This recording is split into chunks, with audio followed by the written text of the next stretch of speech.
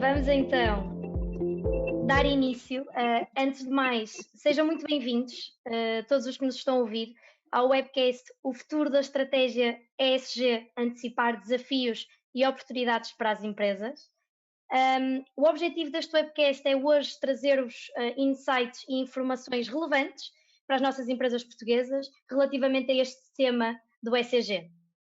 Ora, o ESG é a sigla do momento, como muitos de vocês sabem, e engloba 3 domínios importantíssimos.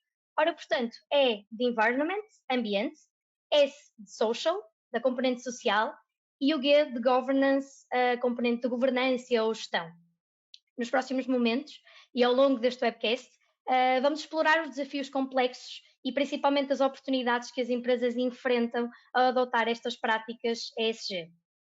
Porém, e antes de irmos ao debate propriamente dito, importa realizar um pequeno enquadramento no que concerne a regulamentação e a legislação existente sobre o ESG e, principalmente, possivelmente, aquilo que mais vos interessa desse lado, quais as datas a fixar por parte das nossas empresas.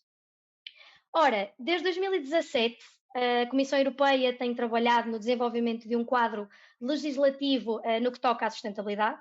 Este quadro é composto por um conjunto diverso de regulamentos e diretrizes, portanto, destaca-se a Non-Financial Reporting Directive, a Sustainable Financial Disclosure Regulations e a EU Taxonomy for Sustainable Activities. Mais recentemente, no passado dia 5 de janeiro deste ano, uma diretriz adicional, a Corporate Sustainability Reporting Directive, ficou operacional. Ora, esta diretiva foca-se nas falhas existentes na já mencionada Non-Financial Reporting Directive, aumentando principalmente, e esta é a principal mudança, é que aumenta aqui o conjunto de empresas que estão obrigadas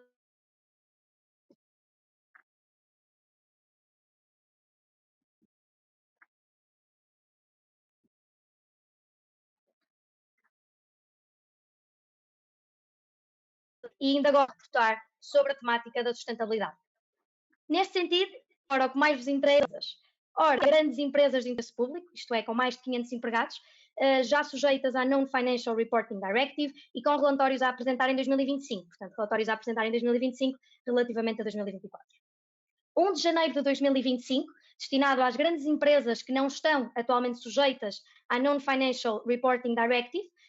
O que é que isto significa? Portanto, empresas com mais de 250 empregados e ou 40 milhões de volume de negócios e ou 20 milhões de euros no seu ativo total, com relatórios a apresentar em 2026 relativamente a 2025. E, por fim, 1 de janeiro de 2026, destinado às nossas PMEs cotadas e outras empresas, com relatórios a apresentar em 2027, sendo que, faço uma ressalva, as PMEs podem optar por não participar até 2028. Muitos de vocês podem estar a pensar que ainda falta muito tempo, mas a verdade é que não, e portanto daí a importância deste webcast. Ao longo desta sessão vamos discutir os fundamentos da estratégia ESG, vamos também entender os desafios naturais que surgem ao longo do caminho e, mais importante, identificar as oportunidades que se desenham para as empresas que abraçam esta nova abordagem consciente e orientada para aquilo que deve ser o futuro das nossas empresas em Portugal. Só me resta então cumprimentar e apresentar os nossos intervenientes aqui hoje. Portanto, começava pela Mariana. Portanto, a Mariana está com um problema de câmara, portanto, vamos só conseguir ouvi-la através do áudio.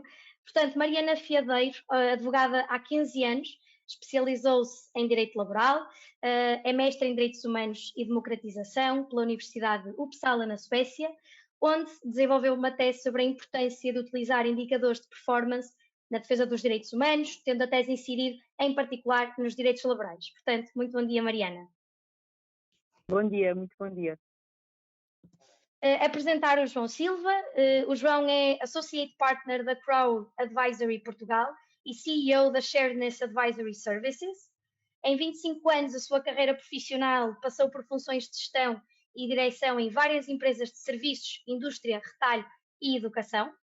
Na última década, foi docente e consultor de gestão na Porto Business School, nomeadamente nas áreas de Supply Chain e Operations, gestão de risco e gestão da continuidade de negócio, tendo igualmente sido responsável pela área de controle estratégico e para os temas ligados à sustentabilidade. Colaborou igualmente em diversas iniciativas do Pacto Global das Nações Unidas em Portugal e no estrangeiro. Portanto, muito bom dia, João. Muito obrigado pela oportunidade. Bom dia a todos. E por fim, o engenheiro Mário Parra da Silva atualmente ocupa várias posições no campo da ética empresarial, responsabilidade social e desenvolvimento sustentável, incluindo a presidência da Associação Portuguesa de Ética Empresarial, a presidência da United Nations Global Compact Network Portugal, bem como da Aliança ODS Portugal e o cargo de secretário-geral da UNA Portugal, portanto, a Associação Unidade das Nações. Especializou-se nas áreas de marketing e gestão comercial, fundou a Associação Portuguesa de Ética Empresarial e foi cofundador e sócio-gerente da Softag SA e da Pedra Base LDA. Também atua como empresário na área da saúde e como consultor em processos de estratégia comercial, bem-estar organizacional e desenvolvimento sustentável. Portanto, muito bom dia, Engenheiro Parra da Silva. Bom dia. E antes de avançarmos para o debate, informo também que a duração do webcast prevê que dure durante 45 minutos, havendo espaço no fim para colocarem todas as vossas questões aos presentes.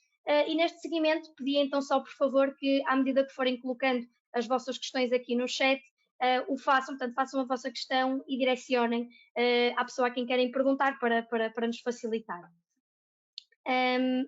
E, portanto, agora dava então como aberto aqui o debate e começava aqui com uma pergunta dirigida à Mariana. Portanto, Mariana, num mundo em constante evolução, cada vez mais digital, as coisas mudam de uma forma muito rápida, por que é que o ESG é tão importante? Obrigada pela questão e pelas apresentações também. Eu, antes de mais, peço desculpa novamente por estar sem câmara. É curioso porque aqui o tema da segurança informática é de facto muito levado a sério e, portanto, nós temos muitas limitações e não consegui ter aqui acesso à plataforma na sua plenitude e, portanto, não consigo ligar a câmara. E pronto, e agora relativamente à sua questão, pronto, eu diria que não é só o ESG, não é só importante, não é? É na verdade uma inevitabilidade.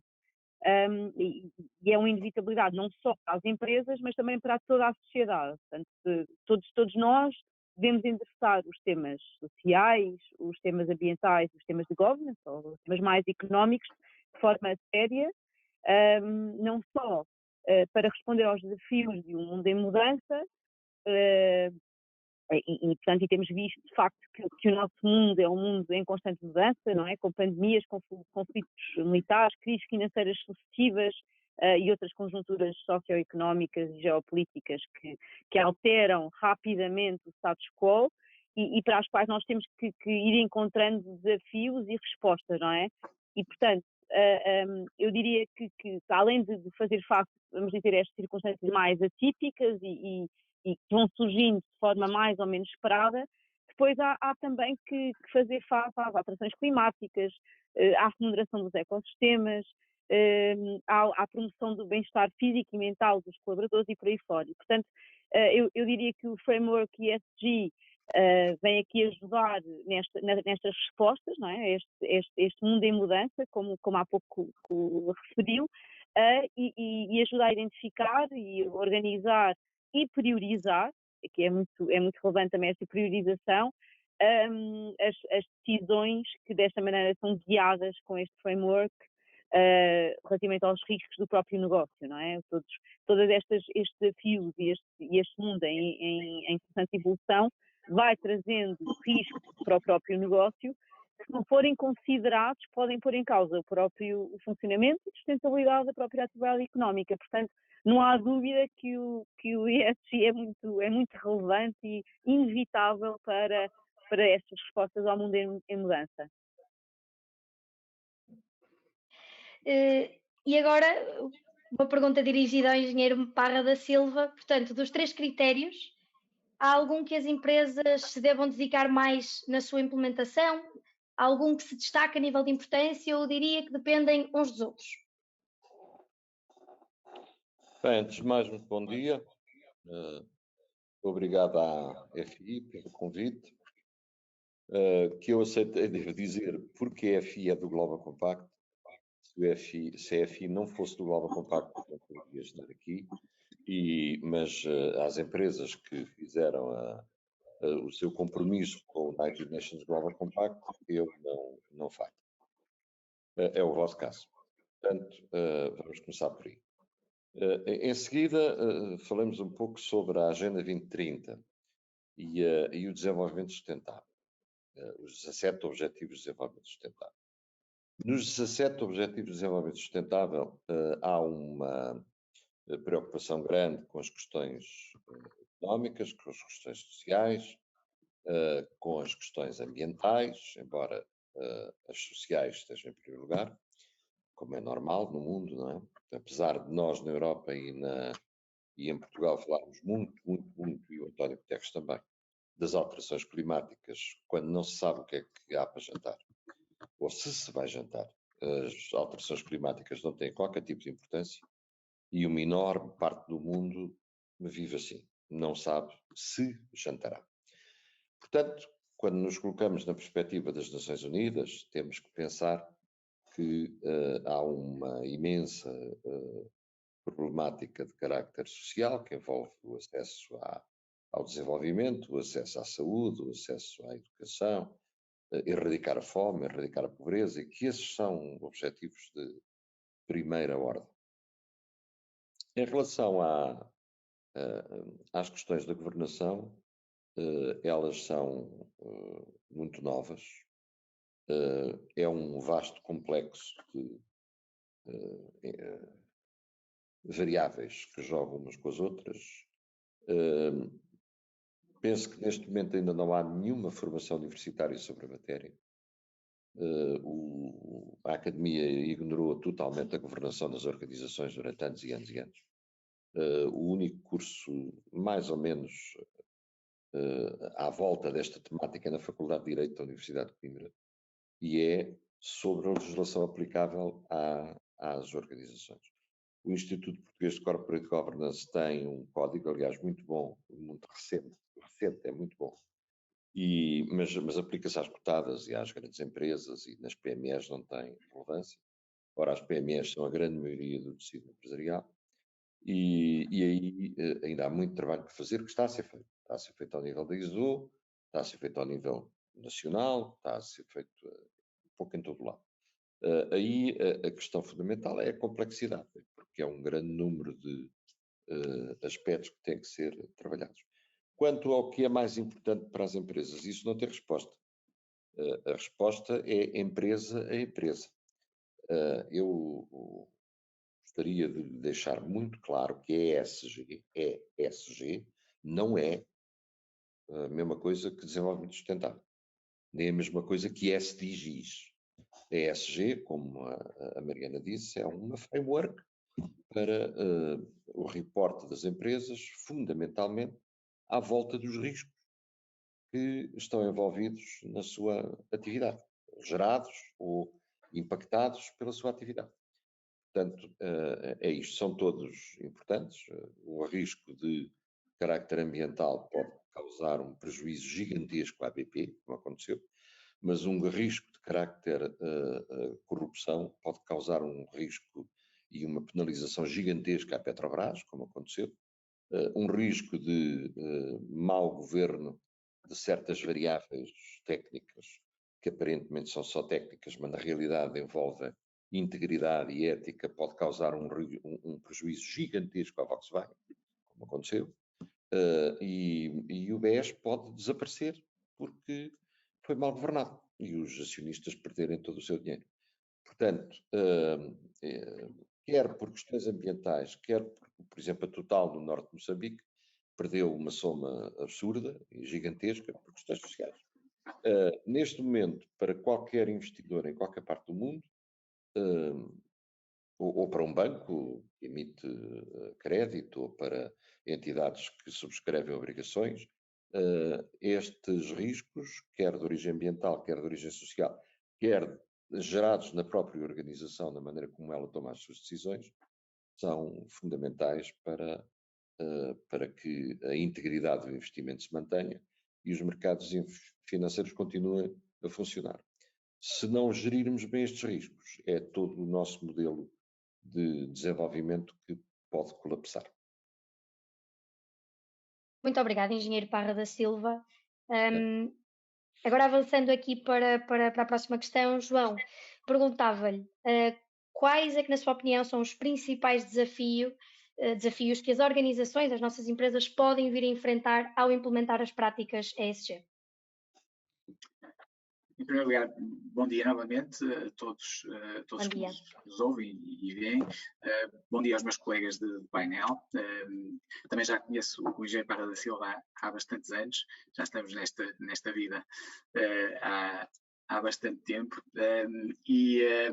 E queria agradecer também a questão, porque de facto este é um tema que tem surgido progressivamente na vida das empresas e vai surgindo cada vez com mais intensidade e de facto há muitas dúvidas ainda sobre a melhor forma de abordar ou se é o momento de abordar os temas. Eu penso que neste momento já não há grandes questões de que o mundo está em grande convulsão. Nós temos aqui vários problemas que se estão a manifestar e, portanto, as coisas não podem ficar como estão e que as empresas, de facto, têm que ter um papel muito importante, porque isto não se resolve apenas com intenções e com política e com dinheiros públicos, nem sequer com voluntariado, nem sequer com filantropia e portanto, tem mesmo que ser as empresas e aqueles que de facto têm um papel mais ativo na economia do mundo a resolver as questões emergentes a nível ambiental, a nível social e portanto, é às empresas que cabe dar este passo para fazer esta inversão. Agora, isto é muito complicado por vários motivos. Desde logo, porque, e nomeadamente quando estamos a falar de PMEs e de pequenas e médias empresas, isto tem um difícil buy-in nas empresas, ou seja, tem uma difícil aceitação porque é confundido como algo que não traz negócio, algo que traz só custos acrescidos ou então que tem investimentos de baixo retorno, não é? E, portanto, nós normalmente tendemos a negligenciar os benefícios que alterações processuais nas empresas a nível dos aspectos sociais ou dos aspectos ambientais que possam ter. E, portanto, logo à partida há que lutar contra este preconceito, não é? De que isto não traz qualquer benefício para as empresas. Depois há outro tema, que é o tema cultural. Estas mudanças não podem ser apenas processuais, nós não podemos apenas mudar processos dentro das empresas sem que se consiga, de facto, mudar culturalmente a forma de pensar, as crenças e os hábitos das pessoas. Portanto, as empresas têm essa responsabilidade também de utilizarem esta transformação sustentável que é necessária efetuar ao nível do negócio para trazerem também mais awareness, não é? mais conhecimento e mais consciencialização das pessoas, porque depois as pessoas também vão fazer a sua parte quando vão para a sociedade e para as suas comunidades e, portanto, as empresas têm uma responsabilidade social, de facto, de também educarem a sua própria comunidade para que as novas práticas possam transparecer também para a sociedade. Depois, é evidente que para alterar procedimentos, nós para reduzir a pegada de carbono, se calhar temos que fazer investimento, por exemplo. E, portanto, para fazer este tipo de alterações, por vezes temos que fazer investimentos e nem sempre há os recursos necessários, porque, de facto, como a Mariana dizia há pouco, vamos de crises em crises e há sempre prioridades que se somam, as prioridades do negócio provavelmente normalmente vêm à frente e nem sempre há os recursos necessários. E às vezes também há outras questões mais organizacionais, que é a reação ou a dificuldade em fazer a gestão da mudança na própria organização. Alguma aversão à mudança em algumas organizações e, portanto, há certas coisas que são difíceis de alterar. Mas há coisas muito simples, eu depois mais à frente podemos falar nisso quando falarmos de casos, questões mais práticas. Há outros temas que vão ser complicados, por exemplo, quando nós estamos a falar do próprio negócio, em que o próprio propósito ou a missão do negócio é algo que está um pouco desalinhado com os ODS, como dizia o Engenheiro Parra da Silva. Há certos negócios, por exemplo, quando nós falamos de facto de indústria de energia baseada em combustíveis fósseis, obviamente que estamos aqui com um problema. Aquilo que se pede é que, de facto, sejam reduzidas as emissões a nível global, e aí temos um conflito claro de interesses. E não é só aqui, estamos a falar também de outros tipos de mercados, de consumo, em que, de facto, por vezes não há a transparência que era necessária para, no fundo, para a sociedade sobre os benefícios ou malefícios que determinados produtos têm. Portanto, a questão do labeling está a vir cada vez mais ao de cima para que aumente essa transparência. Mas isso coloca em causa os negócios e coloca em causa modelos de negócio, e provavelmente há muitos negócios que terão de transformar-se e que terão de mudar. E nem todas as empresas estão dispostas a fazer este tipo de alteração mais profunda no seu propósito e na sua missão. Portanto, isto é outro tipo de questão que vai surgir necessariamente. Depois, a questão da regulação. É evidente que a regulação surge para forçar também as empresas a resolver isto, mas vai-se colocar aqui como um obstáculo também, porque as empresas vão ter que se adaptar e vão ter que dar resposta a níveis de exigência de reporte a que não estão habituadas. Algumas já o vão fazendo, que são as maiores empresas e cotadas, e portanto, outras grandes empresas vão passar a ter de fazê-lo, e esse gap analysis que existe e que é preciso ser feito vai ser muito duro e vai haver muita coisa que é preciso cumprir. Algumas empresas já estão um bocadinho mais à frente, por sua iniciativa própria, mas será uma questão também que não será fácil para muitas empresas. E, por outro lado, há a própria sociedade, que neste momento é muito mais exigente também. Ou seja, quando nós estivermos a atuar a nível do ESG, também vamos estar com os holofotes mais em cima de nós. Estamos numa sociedade hiperconectada e hiperinformada, e, portanto, a sociedade está cada vez mais exigente e sensível ao tema, e, portanto, aquilo que fizermos vai ter que ser bem feito, porque vai ser muito observado e muito escrutinado. E pronto, há aqui uma série de outras questões de própria complexidade do reporte. Por exemplo, o calendário do reporte vai se sobrepor ao calendário do reporte financeiro. E, portanto, tudo isso já vai acrescentar aqui mais complexidade também ao tema. Mas isso são questões mais técnicas, eu penso que podemos falar mais à frente se tivermos tempo. Não é? Muito obrigada, João, pelo detalhe. E neste seguimento, Mariana, e tendo em conta todos os desafios que o João acabou de enumerar, todos eles importantes à sua maneira, de que forma é que as empresas conseguem então mitigar os efeitos negativos destes mesmos desafios? Portanto, como é que conseguem fugir do impacto negativo destes desafios que o João acabou de enumerar?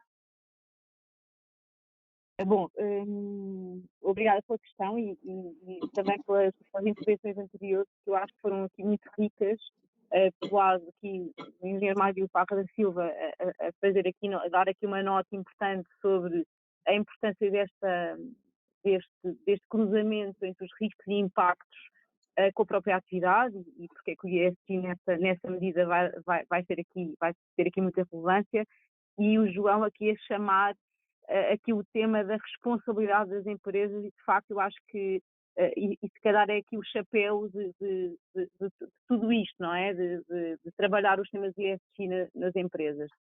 Mas ainda aqui, responder aqui diretamente aqui à sua questão, ou seja, esta resposta dos desafios que foram elencados, e tentando ser sucinta também, porque o João falou aqui de vários temas, eu diria que a melhor forma de facto de mitigar esses efeitos negativos, ou seja, os desafios e a imposição que é colocada às empresas, é identificar oportunidades, não é? Oportunidades de implementar práticas ESG em empresas, ou que não têm ainda essas práticas, ou que ainda não têm práticas na sua totalidade e complexidade, como agora são elencadas na legislação atual. Portanto, e essa mitigação, portanto, essa resposta aos desafios vai muito além do cumprimento legal e do compliance ESG. São oportunidades, de facto, para reformar e revolucionar a própria organização e a cultura, tal como há bocadinho o João falou daqui da importância desta transformação também cultural nas organizações. Portanto, eu diria que há aqui oportunidades a nível de eficiência e otimização dos recursos, não é? Nós vemos muitas empresas que, de facto, conseguirem poupar e gerir melhor os seus recursos e serem mais eficientes por força da implementação de vários mecanismos, nomeadamente de mecanismos de eficiência ambiental, energética, etc. Portanto, há aqui esta oportunidade. Também diria que há uma oportunidade de estabelecer relações mais estreitas com as comunidades locais, com a comunidade que circunda a atividade da empresa, portanto, e este complemento também vai ser muito, muito relevante para o próprio negócio e para a forma como se olha para aquilo que a comunidade está a pedir, os clientes, a comunidade, os outros stakeholders estão a pedir do nosso negócio, uma oportunidade de atração e retenção de talento. Não é? Hoje em dia nós sabemos que o talento está cada vez mais atento a este tipo de temas e que empresas que olham mais para os temas ESG têm muito mais possibilidade de atrair e reter o seu talento, mas também ter mais qualidade no talento. Quando falamos, por exemplo, de termos empresas mais diversas, mais equitativas, não é? Aqui numa ótica de diversidade, equidade e inclusão, nós sabemos que isto também é uma oportunidade para termos maior qualidade no nosso talento, não é? Termos aqui riqueza e diversidade também de solucionar e inovar no nosso negócio. E uma oportunidade, naturalmente, de mitigar os riscos, e designadamente os riscos climáticos, não é? Quando olhamos para as nossas matrizes de risco e começamos a colocar os riscos ESG, isso vai dar-nos uma resposta e é uma oportunidade para nós sermos mais resilientes para o futuro e também uma oportunidade, eu acho que podia ficar aqui a falar de várias oportunidades ligadas aos desafios ESG, mas também acho que aqui há um aspecto muito importante que é o aspecto do financiamento, o acesso a financiamento mais favorável e também a sermos mais, vou dizer, apelativos para quem investe nos negócios e financia os negócios. Eu diria que fundamentalmente são estas oportunidades que podem ser de facto aproveitadas também como resposta aos desafios que são colocados e que o João também elencou. Muito obrigada, Mariana. E efetivamente já temos aqui algumas questões exatamente nas oportunidades que a Mariana acabou de elencar aqui no nosso chat, portanto, pedia também a quem nos está a ouvir que vão continuando a colocar as vossas questões. Portanto, a próxima pergunta é aqui dirigida ao engenheiro Parra da Silva e eu perguntava-lhe quais é que, na sua opinião, são os benefícios tangíveis e intangíveis para as empresas que adotam estratégias ESG?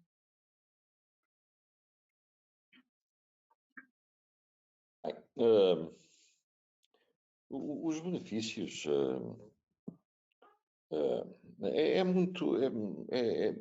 a sua pergunta é uma pergunta vastíssima e não eu vou tentar fechar a resposta para ser mais claro. Há benefícios positivos e há benefícios de evitar malefícios. Está a ver? Em evitar o malefício já há um benefício. E nos benefícios que são benefícios só e não evitam propriamente malefícios, há muita coisa a dizer. Em primeiro lugar, vamos reter que para fazer relatórios ESG é uma framework de relatórios, não vamos confundir com a sustentabilidade. Para fazer relatórios ESG, em rigor, a empresa não necessita ter grande trabalho na sustentabilidade. Basta-lhe ser trapaceira, não é? E se for trapaceira, pode fingir um relatório a partir de uma coisa que não tem lá grande substrato. No entanto, esse relatório durante um tempo vai passar, não tenho dúvida nenhuma. Portanto, esta situação é muito semelhante àquela que há 40 anos atrás se verificou com a qualidade. Não sei se recordam, vocês não têm, se calhar, ainda memória desse tempo, mas quando começou a certificação de qualidade, toda a gente pedia a certificação de qualidade, algumas empresas fizeram e muitas empresas que o fizeram copy-paste dos manuais de outros. E pronto, quer lá saber. Não achavam que era importante, achavam, como já foi dito, que era um investimento sem retorno, que era uma mania do mercado, que era matar, deu-lhes para aí, agora querem mais uma bandeira, querem mais uma coisa. Isto é negócio dos consultores, isto é um negócio para as empresas de consultoria, mas isto não traz interesse nenhum e tal. Esta discussão durou anos. Até que, com o tempo, novas gerações de gestores foram percebendo que a metodologia da qualidade, de facto, lhes fazia poupar imensíssimo dinheiro. Primeiro, preveniam em vez de corrigir, depois a preocupação de fazer bem à primeira, depois diminuía enormemente a quantidade de reclamações, de retornos, era muito melhor. Mas demorou. Na sustentabilidade, a situação é muito semelhante. Aquilo que os empresários acham é que não traz nenhum benefício direto, a menos que o Estado ponha o dinheiro. Por exemplo, podemos pôr energia solar, sim, se houver um subsídio. Convencer de que a energia solar a prazo é mais barato que a outra, não é inteiramente óbvio. Não é inteiramente óbvio. Portanto, há toda uma transição que tem que se ir fazendo. Mas eu conheço muitas empresas, nós no Global Compact temos em Portugal já muitas empresas, e as empresas que adotaram os padrões de produção, de relação, de governação consistentes com a sustentabilidade, ao fim de alguns anos dizem, epá, isto foi muito bom. De facto, alavancou a inovação, permitiu-nos entrar em áreas de mercado com margens muito melhores, deixámos de estar na commodity que já toda a gente tinha e cujos preços não valem nada, para passarmos à speciality que já paga bem. Portanto, isto foi uma boa jogada, mas é depois de aprenderem o que é que aquilo traz. Ora bem, nós não temos tempo para esperar que os empresários aprendam que a sustentabilidade é boa e que fazer relatórios de sustentabilidade segundo a framework ESG é apenas mostrar aquilo que estão a fazer na sustentabilidade, de modo a que as suas cadeias de valor, a banca, etc., percebam que se trata de uma empresa boa. Não temos tempo. Portanto, o que é que vamos fazer? Vamos punir. E então a empresa tem que evitar a punição. É o tal benefício, evitando o malefício. O que é a punição? Vai ao banco pedir dinheiro e leva com um agravamento de juros porque não tem relatório ESG. Já está, o Banco Central Europeu deu instruções nesse sentido. Quer fazer um contrato? Mas nós não estamos obrigados e tal. Está bem, mas eu é que sou o cliente e eu não vou comprar à sua empresa, o preço é bom, as condições são boas, mas eu vou correr um risco de, aqui na cruzinha, tem relatório ESG, eu tenho que pôr não. E depois eu tenho que responder porque é que escolhi a sua empresa quando a sua empresa não tem relatório de riscos e, portanto, qualquer risco emergente da sua empresa, que eu venha a ter fruto da sua empresa, a culpado sou eu. Portanto, muito obrigado, mas eu prefiro comprar noutras condições. E o homem perde o negócio. E isso é muito pior do que levar com 2% de juros do banco. Ou seja, a alavanca para o ESG está a ser gerada a partir da mudança das condições do mercado, quer do mercado financeiro, quer do mercado de compras. Por exemplo, a ISO lançou uma norma de compras sustentáveis. A Câmara de Lisboa já adotou a norma de compras sustentáveis. Nós estamos na APE, porque isso é da área da APE, a trabalhar com uma série de câmaras e de instituições do Estado, e o Estado e as câmaras são o grande comprador português, para adotarem a norma de compras sustentáveis. A partir daí o senhor não tem relatório, olha, pá, que pena, pá, se você tivesse e tal. Como é que eu faço um relatório? Bom, aí o Estado português está de facto a mobilizar-se, o atual governo está a mobilizar-se, principalmente do lado do Ministério dos Negócios Estrangeiros e do lado do Ministério da Economia, estão a mobilizar-se e nos próximos, não muito, 3 meses, as PMEs portuguesas vão ter muito boas notícias acerca de como poderão produzir relatórios de sustentabilidade na framework ESG. Muito obrigada, Engenheiro Parra da Silva, e obrigada também pelo detalhe da resposta. Agora, a próxima questão, dirigida à Mariana, prende-se com quais é que, na sua opinião, considera que são as tendências emergentes no mundo ESG que as empresas têm de estar cientes e atentas e preparadas para enfrentar? Bom, eu acho que é inevitável. Já falou aqui muito de legislação e agora o Engenheiro Mário Parra da Silva também falou um bocadinho deste tema, não é? Das obrigações legais e, portanto, eu acho que aqui o que se vê como tendência, não é? Quando todos nós vemos notícias, artigos, webcasts, webinars, etc., conversas, talks, formações, etc., sobre ESG, que o foco é muito legislativo e, portanto, e tem que ser um bocadinho rastreado sob pena de nós termos todas as empresas aflitas e achar que o ESG, a utilização ESG é um papão, não é? Um bicho-papão que vai aqui pôr em causa o seu negócio e tal como eu referi há bocadinho, acho que a vida não deve ser essa, deve ser a de um caminho de maior sustentabilidade e de resposta aos desafios sociais e ambientais que se colocam hoje em dia às organizações, mas também como uma série de oportunidades. Portanto, eu diria que aqui o tema da legislação acaba por ter aqui uma tendência atual e também o que se vê hoje em dia é que há aqui mais 3 aspectos, eu diria, cruzados com o ESG, que também eu apontaria como uma tendência e, de facto, justificada. Portanto, o primeiro é o tema do propósito, ou seja, das empresas, de facto, definirem qual é que é o seu propósito real, e o propósito que vai muito além da mera produção de lucro, não é? De remuneração aos acionistas, portanto, qual é o propósito e de que forma é que esse propósito se cruza também com o desenvolvimento sustentável e com a sustentabilidade como um todo, naturalmente integrando estes critérios e framework ESG.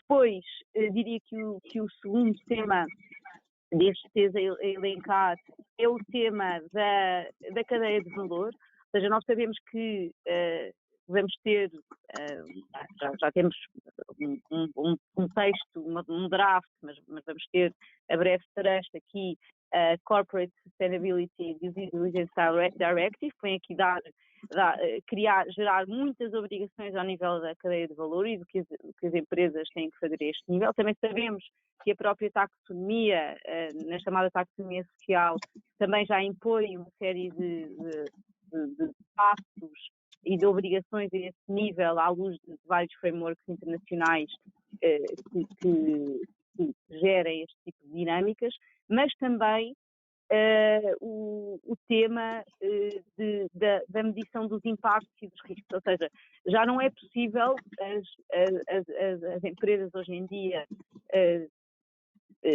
gerirem as suas atividades sem medir o impacto ambiental e social que essas atividades têm nas comunidades, no planeta e na sociedade como um todo. E, portanto, essa avaliação dos impactos e naturalmente dos riscos também inerentes à atividade, eu assumiria como uma tendência e uma vez mais uma inevitabilidade aqui no trabalho que se faz. Eu lembro-me que aqui no segundo aspecto que eu referi relativamente aos fornecedores, que a primeira vez que nós fizemos aqui um exercício a esse nível, vamos dizer, mais estruturado, parecia de facto de grande complexidade e de facto não há dúvida que é um tema de grande complexidade. Mas eu acho que é possível, mesmo as empresas mais pequenas, que já têm menos suporte a este nível de conhecimento técnico sobre aquilo que importa no ESG, é possível que se vão dando estes passos para antecipar esta moldura legislativa que vai sendo cada vez mais avançada e cada vez mais impositiva. E, portanto, o que eu diria é que todas as empresas vão ter que ter estas respostas a breve trecho e vão ter que dar, de facto, sustentação a estes diferentes temas que eu referi. Muito obrigada, Mariana. E no seguimento, exatamente da última parte da resposta da Mariana, eu perguntava ao João, há quem diga que esta estratégia só faz sentido para as grandes empresas e que não se encaixa naquilo que é a realidade das nossas PMEs, no que concerne os recursos, gestão de dados, etc, etc. Uma lista extensa. sabendo de antemão, que também já falamos aqui, que a maioria, portanto, a maior parte do tecido empresarial, assim é, português, são PMEs, diria que concorda com esta afirmação? Vou ter que dizer que não, não é? Porque, de facto, e é um redondo não. Nós, de facto, estratégia todas as empresas deveriam ter, alguma, e, portanto, a parte da sustentabilidade ou a parte ESG é apenas uma componente que deve estar presente ou que deve, eventualmente, até presidir aos temas, dos temas mais importantes que devem figurar numa estratégia de empresa hoje em dia. Enfim, eu penso que isto, a nível dos grandes grupos, é evidente que toda a gente já sabe que já estão muitos deles à frente nesta matéria, já começaram há vários anos, por imposições quer legais, quer do próprio mercado. Portanto, estas são as duas grandes forças que acabam por influenciar esta transformação, mas também porque já foram descobrindo os benefícios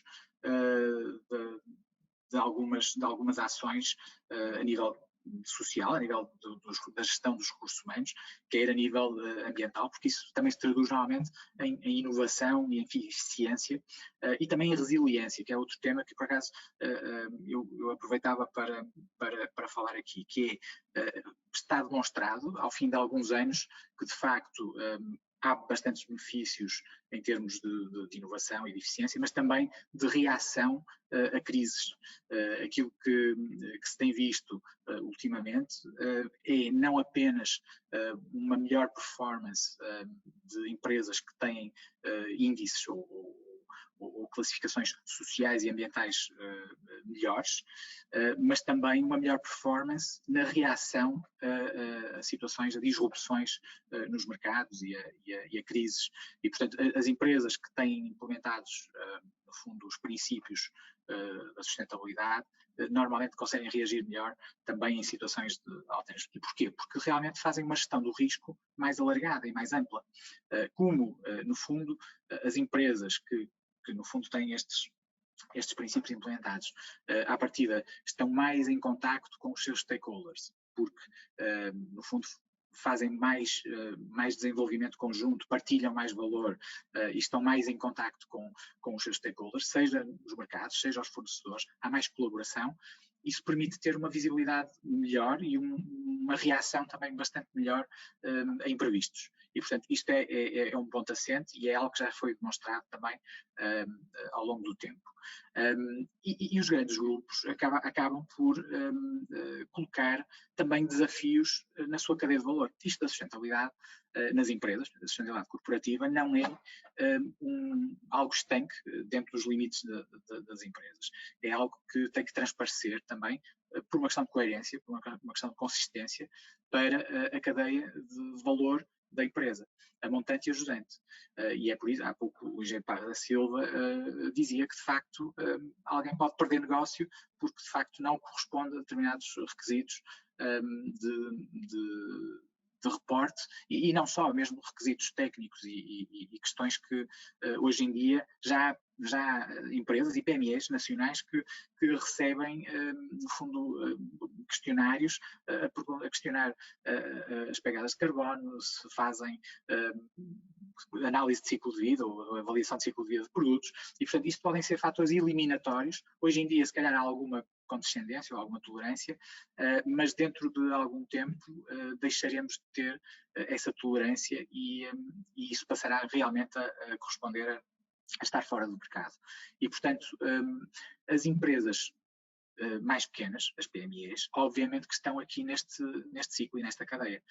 Se os grandes grupos já estão com estes processos mais avançados, eles para funcionarem precisam de se ligar de facto ao resto do mercado e, portanto, as PMEs têm que estar também sintonizadas com este tipo de requisitos.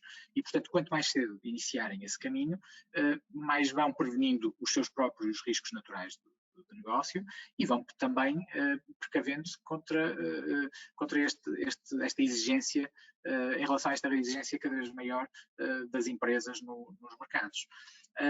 E por outro lado, elas próprias têm vantagem em atuar em determinadas questões, como por exemplo as questões dos recursos humanos.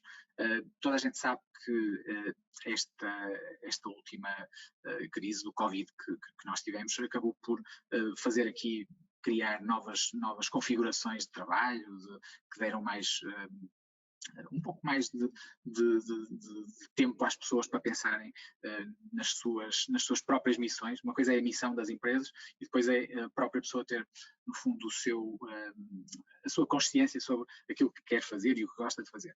E sabem que houve aqui alguns efeitos a nível de pessoas que se acabam por desvincular passado algum tempo da pandemia já ter acabado, e houve aqui uma catadupa de pessoas que quiseram mudar de vida e quiseram mudar. Isto são efeitos, lá está, em segundo grau, que provocaram aqui também uma alteração no mercado de trabalho. As PMEs, obviamente, que estão bastante mais vulneráveis a estas questões do que grandes empresas, que têm um conjunto de quadros muito grande. E, portanto, se as PMEs também estiverem em cima do acontecimento, sobre tudo aquilo que tem que ver com os aspectos mais sociais e de gestão de recursos humanos, e se estiverem, no fundo, a atualizar-se e a digitalizar-se, também vão acabar por conseguir reagir de uma forma melhor e vão estar menos vulneráveis a estas movimentações do mercado de trabalho, que de facto estão a afetar muitas empresas, porque o know-how é escasso. O know-how hoje em dia tem uma validade muito curta. Nós aquilo que sabemos hoje provavelmente pode expirar em pouco tempo, e nós temos que estar sempre a reinventar-nos e a aprender. É também a nova realidade que temos e, portanto, isto são tudo desafios que empresas que consigam, no fundo, manter uma consciência e uma atuação também condicente em relação a toda esta gestão do risco sistémica, acaba por ser uma grande vantagem. E, portanto, as PMEs têm toda a vantagem em entrar nisto, na sua medida, fazendo a sua própria análise, a sua gestão de stakeholders também, e, no fundo, adaptando as suas estratégias a estas novas realidades. Muito obrigada, João. Portanto, o SG é para todos. Eu acho que é isso que fica para todas as empresas. E o momento é agora. Exatamente. E, portanto, agora, só para encerrarmos aqui esta primeira ronda de questões, depois de seguida vamos ouvir ali um bocadinho as questões do nosso público. Eu perguntava, se calhar começava pelo engenheiro Parra da Silva, uma questão mais prática. Portanto, como é que as empresas podem integrar efetivamente as considerações de ESG na sua cultura corporativa? Portanto, quais é que são as dicas do engenheiro Parra da Silva para as nossas empresas portuguesas?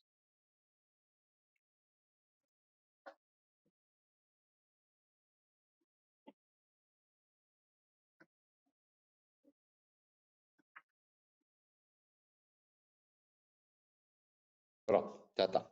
Tinha tirado o microfone. Olha, não é fácil, porque evidentemente, como o João disse muito bem, é preciso know-how. E as empresas, a maioria dos casos, não têm. As PMEs obedecem a uma grande lei. Se o mercado pede, a gente tem que fazer. E o mercado agora está a pedir. De todos os lados, o mercado está a pedir. Quer do lado legal, quer da cadeia de valor, quer da banca, todo lado está a pedir. Portanto, vai haver uma corrida a quem possa ensinar. Provavelmente haverá uma corrida a quem possa fazer o relatório.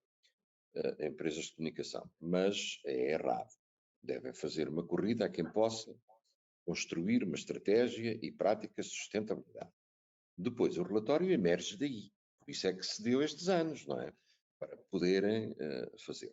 Obviamente que o Estado português tem aqui um papel muito, muito relevante, porque as empresas estão cronicamente descapitalizadas, porque quando pensam que já têm algum dinheiro, vem o IVA para pagar e lá vai tudo para água abaixo, depois vem o IRC, depois vem isto, depois vem aquilo, depois vem aquilo outro. A vida do empresário é um perfeito inferno. Antigamente havia segurança social, agora já não há, não sei se sabe. Agora já não há baixas, agora há teletrabalho. E, portanto, em vez do Estado ter o custo da baixa, empurra-se a pessoa para teletrabalho e depois ela tem que fazer o seu próprio almoço, tem que ir às compras, tem que tomar conta dos filhos que estão lá em casa. Por exemplo, tiveram o despautério de dizer na televisão que o que mitigava a questão da falta de creches, não é? É que as mulheres podem perfeitamente ir para teletrabalho. E pronto. Ou seja, tomem lá conta das crianças em casa e finjam que trabalham para os vossos patrões. Portanto, os empresários têm uma coleção que não acaba mais de queixas justas, porque Portugal tem uma carga fiscal tremenda. Bom, mas agora o lado positivo. No lado positivo, o Sr. Secretário de Estado da Internacionalização percebeu isto e no próximo, já amanhã, segunda-feira que vem, na Gulbenkian vai haver a apresentação de um grande plano conduzido pelo AICEP para facilitar às PMEs exportadoras, para começar 2.000, o universo total são 7.500, adotarem o necessário para produzirem um relatório de sustentabilidade, ESG. Portanto, este programa do AICEP eu não o conheço, só vai ser apresentado na próxima segunda-feira, embora nós tenhamos tido uma parte, enfim, uma parte na elaboração dele, mas o plano é do AICEP e é da Secretaria de Estado de Internacionalização. No outro plano, no Ministério da Economia, estamos a trabalhar também nessa matéria, junto com o IAPMEI, junto com o IPQ, estamos a preparar todo um plano de apoios. Na segunda-feira eu serei moderador de uma mesa redonda, num painel, onde só estarão entidades governamentais e a minha pergunta para todos é igual. O que é que vocês põem à disposição das empresas para facilitar isto? Porque se não houver um forte empurrão do Estado, a competitividade do país vai sofrer terrivelmente com a quantidade de empresas que ficarão incapacitadas de responder aos requisitos das suas cadeias de valor, principalmente as internacionais, que vão ser muito exigentes. Nós vendemos muito para a Europa, vendemos muito para a Alemanha, vendemos muito para a Espanha. A Espanha está mais avançada. Portanto, há um apoio público grande que deverá ser convertido, esse apoio público deverá ser traduzido, melhor dizendo, em apoios às empresas para que possam adquirir serviços de consultoria que as ajudem, ou seja, a liberdade do mercado a funcionar. Cada empresa deve procurar as empresas que melhor a podem apoiar, os consultores, os formadores, os auditores, que melhor a podem apoiar, de acordo com as suas características.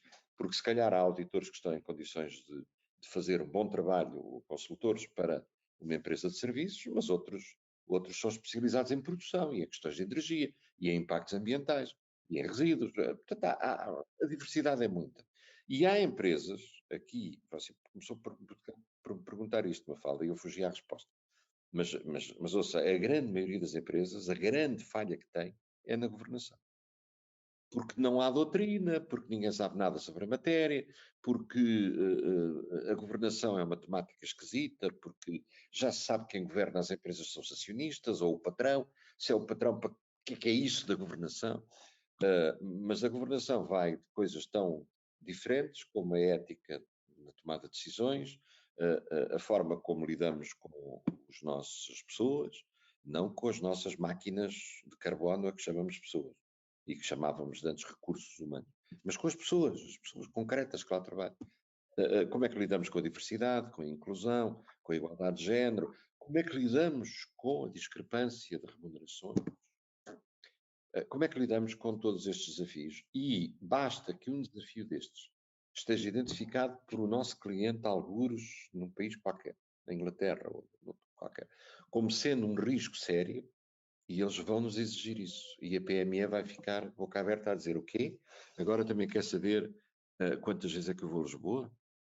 Pois, mas essa pergunta foi feita ao Henrique Neto há uns 7 ou 8 anos atrás, pela Fora, que lhe perguntou, desculpe, se o senhor morrer nas viagens frequentes que faz a Lisboa, tem alguém que possa continuar a dirigir o grupo Ibermoldes? Ele ficou perplexo, porque nunca tinha feito a pergunta, mas percebeu, é um homem muitíssimo inteligente, e percebeu perfeitamente o que é que estava em causa.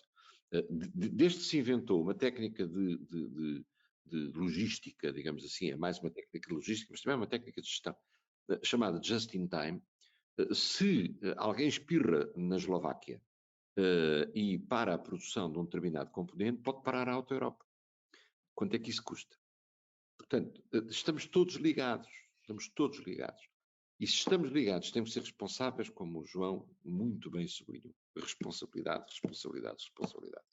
E isso implica estar em condições de fazer o disclosure, de abrir a informação, não ter nada a esconder.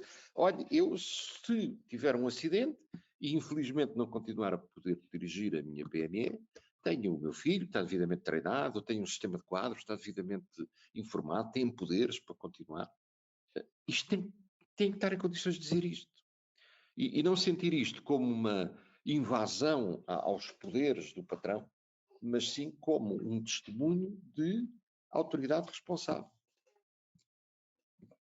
Obrigada, engenheiro Parra da Silva. Eu ainda acrescentava que ainda temos também outra questão, que é a quantidade das nossas PMEs que dependem apenas de 1 ou 2 fornecedores ou de 1 ou 2 clientes e que, portanto, o momento é agora. Portanto, aproveitando ali as palavras do João, o momento é agora mesmo. Portanto, esta primeira ronda, portanto, orientada por mim, terminou e vamos agora ouvir o público. Não temos muito tempo, infelizmente, mas também fazer aqui a ressalva de que, portanto, continuem a enviar as vossas questões e que futuramente nós, EFI, através do e-mail que nos disponibilizaram, vamos responder a todas. Portanto, nenhuma pergunta vai ficar sem resposta. E eu começava, portanto, a primeira pergunta, portanto, da Tânia Estevão, que nos está a ouvir e que pergunta: a análise da materialidade está diretamente ligada aos impactos que a atividade da empresa tem nestes 3 pontos essenciais, social, governança e ambiente? Sim ou não? E se calhar aqui perguntava diretamente à Mariana, ou qualquer um dos oradores. Sim. Bem, muito obrigada pela questão. Tentando aqui fingir às questões que foram colocadas, não foi referida, acho eu, por nenhum dos 3 aqui a complexidade da análise de materialidade, mas não há dúvida que as empresas vão ter que fazer este exercício, se é que não fazem já. Muitas empresas já faziam análise de materialidade até para definir alguma estratégia de sustentabilidade, para alinhar as suas estratégias de negócio com alguns temas ligados à sustentabilidade, e as critérios de ESG, etc. E até algumas empresas, a CUF, por exemplo, é uma delas, que já faz análise da dupla materialidade, e aqui não vou mesmo entrar em detalhes sobre o que é esta dupla materialidade, porque dava aqui pano para mangas. Mas é muito, muito importante que todas as organizações saibam que este relato de sustentabilidade que refira-se, que não é só reportar para dar cumprimento legal, mas é fazer, ou seja, tem que se demonstrar de facto que todos aqueles indicadores que são pedidos estão a ser reportados com informação fidedigna que demonstre de facto os passos que as organizações estão a dar e com dados efetivos sobre cada um deles. Esses indicadores cruzam diretamente com a análise de dupla materialidade feita, ou seja, os tópicos materiais que resultam dessa análise de materialidade, vou dar aqui um exemplo, pode resultar, por exemplo, as alterações climáticas. E, portanto, as organizações vão ter que responder aos indicadores ou standards, como quiserem chamar, que respondam precisamente a estes desafios e essas obrigações que resultam e que se ligam a esse tópico material. Pronto, e por aí fora, não é? A retenção de solentida e por aí fora. Portanto, os tópicos materiais que são elencados e que resultam desta análise, depois vão ter correspondência com aquilo que há de ser o relato obrigatório e mandatório à luz da nova legislação de relatos de sustentabilidade por parte das organizações. Portanto, sim. Obrigada, Mariana. Agora aqui mais uma questão dirigida ao João. Acho que até já abordamos aqui durante o debate. Portanto, aqui a Ana Barbosa pergunta: como é que as estratégias ESG podem influenciar as decisões de financiamento e mercado financeiro em geral? Portanto, já falamos assim de uma forma superficial. Sim, há pouco já foi explicado. Ora bem, aquilo que o quadro europeu para as finanças sustentáveis definiu, no fundo, é que o dinheiro tem que ser canalizado para atividades que sejam, de facto, sustentáveis, ou que tenham um impacto positivo ou que minimizem os impactos negativos, que era aquilo que falávamos há pouco. Ora bem, por isso é que foram criados aqui uma série de frameworks também, que ajudam no fundo, a modelar e a ter estas classificações e estes critérios bem definidos. Um dos temas foi a taxonomia, em que foram criadas aqui, no fundo, definições de uma série de atividades que têm os impactos realmente e criteriosamente avaliados, em que as empresas, se de facto tiverem alguma atividade coberta nessa lista de atividades, então aí podem reportar o volume de negócios que têm, o volume de investimento que realizaram, o volume de operações e de operações que tiveram e de custos que tiveram nessas atividades, e através disso conseguem, no fundo, demonstrar quão alinhadas ou qual é o peso dessas atividades na sua atividade global. Portanto, isso aí é, de uma forma muito simplista, aquilo que as taxonomias, aquilo que se ouve falar da taxonomia verde, permite fazer. E as empresas cotadas, até agora, já começaram a fazer esse reporte, que vai ser complexificado agora ao longo dos próximos exercícios, e depois as novas empresas que vão começar a reportar a partir de 25, 26, que são as grandes empresas que até agora não estavam abrangidas, passarão também a ter de reportar o seu alinhamento com a taxonomia verde. Há que dizer que também está a ser cozinhada uma taxonomia social. Isto, neste momento, ainda não está nada cá fora, há apenas projetos, mas também estamos na expectativa de ter aqui um conjunto de atividades listadas como sendo atividades relevantes ao nível dos aspectos sociais, e que depois vai ter que ter também aqui algum reporte. Mas voltando às questões financeiras, mais em concreto, há também o tema do TCFD, Task Force for Climate Related Disclosures, que tem sido, no fundo, a base de reporte de uma série de grupos internacionais e mesmo nacionais já, e que tem a ver mesmo com a ação climática, com os aspectos mais climáticos e ambientais, e o impacto que isso tem nas finanças da empresa. E isso também é algo bastante relevante. E depois há todos os mecanismos e instrumentos de financiamento, que é isso que a grande parte, isto aqui até agora era reporte. Aquilo que eu agora queria só terminar tem a ver com o financiamento, que tem que ver com os mecanismos que são cada vez mais abrangentes em termos de financiamento. Se uma empresa tem um projeto com impacto social positivo ou impacto ambiental positivo, pode arranjar cada vez mais, e isso está a ser providenciado também pelo Banco Central Europeu e por uma série de mecanismos de financiamento, formas de financiamento através de obrigações, através de papel comercial, através de empréstimos simplesmente indexados ao desempenho, em que uma empresa pode obter um juro mais baixo se for demonstrado que existe um bom desempenho ou um bom impacto a nível ambiental, a nível social, ou nos dois. E, portanto, estas são, no fundo, as várias vertentes em que o tema do financiamento e das finanças sustentáveis estão aqui também relacionadas com este tema do ESG e da sustentabilidade. Ok? Muito obrigada, João. E agora uma questão, portanto, dirigida ao engenheiro Parra da Silva. Portanto, o Paulo Bacelar pergunta: problemas dos custos para a implementação e posteriores, custos com taxas, impostos, renovações, etc., ajudas por parte do Estado? Ou seja, eu acho que aqui a questão é qual é que deve ser o papel do Estado no que toca a financiar estes custos com as práticas ESG? Não, os custos com práticas ESG não serão financiados. O que é financiado é os custos com a construção de relatórios ESG. Isso poderá ser financiado. Práticas de sustentabilidade, como já vimos, caem noutro tipo de fundos, noutro tipo de apoios. Obviamente aparecem sob as formas mais diversas. alteração das fontes de energia que a empresa consome, ou apoios para tratamento de efluentes, ou apoios para a reorganização industrial.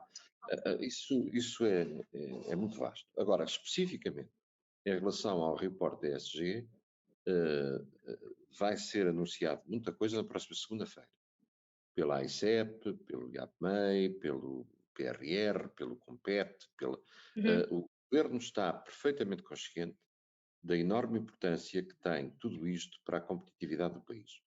E, ao contrário até do que aconteceu no passado, não está a reagir tarde, está a reagir muito a tempo. A hora é agora, como já disseram várias vezes. Está a reagir muito a tempo. Vão ser apresentadas uma série de possibilidades às empresas, às associações patronais, aos centros de apoio às empresas que existem um pouco por todo o país. Vamos envolver toda a gente. Portanto, primeiro, uma grande operação de sensibilização para levar as pessoas a compreender que é um imperativo de mercado e que têm que adaptar as suas organizações a isso. É evidente que há oposição. Porque, apesar de em Portugal nós ficámos escaldados da discussão de política, não é? E, portanto, desde há uma série de anos para cá, ninguém discute política, só se discute prática. Nunca se discute teorias. As teorias dividem, enquanto as práticas unificam. Mas a verdade é que nos Estados Unidos isto é uma questão altamente política e altamente motivo de confrontação entre, por exemplo, o governador da Califórnia, da Flórida, o DeSantis, e o governador da Califórnia, que tem exatamente a posição contrária. E, portanto, isto atravessa republicanos, atravessa até democratas. Na Europa também há muita gente que é contra tudo isto e acha que tudo isto é uma invenção sem sentido. Não é unânime a questão das alterações climáticas, pelo contrário, ainda não é. Não é unânime que os países estão todos empenhadíssimos em combater as alterações climáticas, não é verdade? Há países para quem são uma ótima notícia, porque vai descongelar muita coisa, porque vai tornar produtivas áreas que agora são improdutivas. Portanto, isto é uma questão complexa. Uma coisa a gente sabe, a União Europeia tem o seu lado, escolheu o seu lado. A Comissão Europeia escolheu o seu lado. E eu poderia descrever que o lado que a União Europeia adotou é aquilo que o World Economic Forum designou capitalismo, stakeholder capitalismo. E por isso é que a gente diz sempre consulte os stakeholders, envolva os stakeholders. Agora, há aquelas pessoas de um liberalismo antigo e muito concentrado, digamos assim, na ideia de que o dono do capital deve dispor do capital de maneira totalmente livre, sem quaisquer limitações e, portanto, a reprodução do capital, de ganhar dinheiro com o dinheiro que se tem, não deve estar sujeita a questões nem ambientais, nem sociais, nem eu na minha empresa faço o que eu quero. Isto não é verdade, porque de facto nenhuma empresa existe sem um conjunto de partes interessadas que contribuem para a riqueza que ela gera. Não é só o capital que gera riqueza, são os trabalhadores, são os fornecedores, é os clientes. Se não há clientes, não há riqueza gerada. Portanto, obviamente que há um ecossistema, mas até este conceito de ecossistema económico é um conceito ainda muito polémico do ponto de vista político. A gente nunca discute isto. Vai direto às práticas como se fosse óbvio que nós temos esta atitude todos, mas não temos. Há algumas pessoas que dirigem empresas têm uma atitude totalmente oposta a esta e em que continuam a defender a absoluta e completa liberdade do capital em se empregar onde quiser, como quiser, e o único papel da direção das empresas é gerar valor para o acionista. Não tem nenhum outro. Há muita gente que continua a dizer isto, há escolas universitárias que continuam a ensinar isto. O único papel do gerente de uma empresa é gerar valor para o acionista. O valor para a sociedade, isso é problema do Estado. Portanto, nós vamos ter um período de construção de tudo isto. Eu gostei muito, aliás, nem podia deixar de dizer, do que disse a Mariana, do que disse o João, estão totalmente alinhados com aquilo que o Global Compact defende, mas vamos ter que fazer uma evangelizaçãozinha, e não vai ser assim de um momento para o outro. Não há amanhãs que cantam de empresários a aderirem todos com imensa vontade, imensa coragem. e tal. Não, vai ser preciso o Estado incentivar. Porque o Estado português está na União Europeia e esta é a política da União Europeia. É o que se me oferece. Muita educação à mistura. E muita educação à mistura também, engenheiro Parra da Silva. As novas gerações já vêm educadas. As novas gerações vêm com um grande compromisso. É que elas querem ter um mundo onde viver, não é? E a realidade, que é mais ou menos óbvia, é que ou fazemos alguma coisa ou vão ter um mundo muito feio. Muito seco, muito cheio de tempestades, furacões. Então, houve um tornado em França. Há inundações nos sítios mais diversos e de repente cai assim. Houve pedras de granizo enormes a caírem em sítios onde nunca nevou quando era granizo.